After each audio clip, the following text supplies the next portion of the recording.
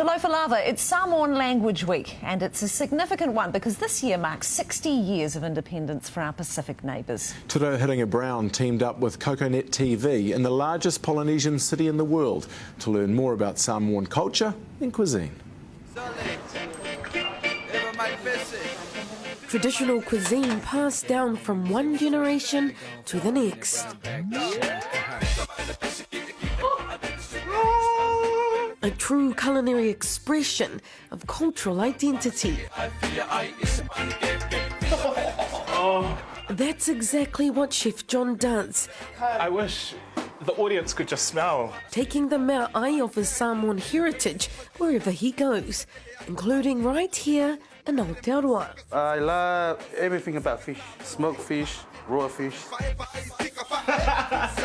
Coconet TV reporter Mariner Fagaiava-Muller found out I was visiting Chef John today and couldn't stay away. This week is a very special week. It's Samoan Language Week.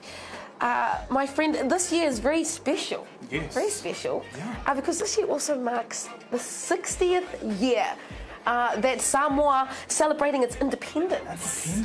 And we decided to celebrate with some kai. Kai is universal. Yeah. Kai is culture. And I just love to eat. I love to eat food. You know, I really love to eat, and I thought, since we're catching up, I thought, we have lovely Chef John who's preparing a wonderful tuanai for us. Tuanai, is that like a hakari, like a kai? Yeah, like a lunch. We call it Samoa a hokaia. In some countries we call a hikamata or raw fish. Here we go. Oh! How good.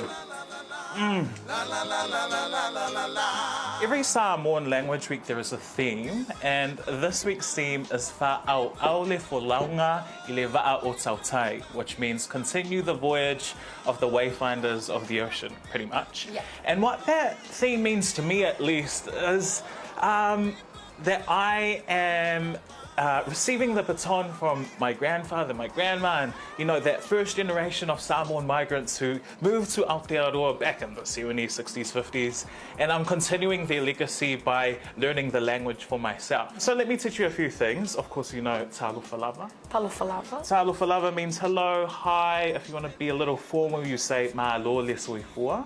Malo le soifua. Which means good health to you. It's like kia ora. Yeah, kia ora. To be well. There's a lot of similarities between all the Moana languages, don't you think? Let's go into how are you, which is oa mai oi.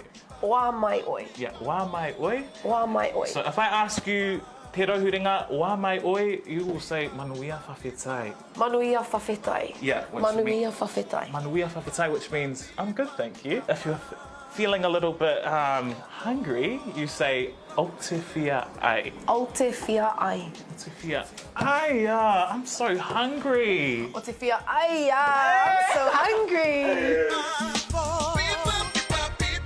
What are you making for us now?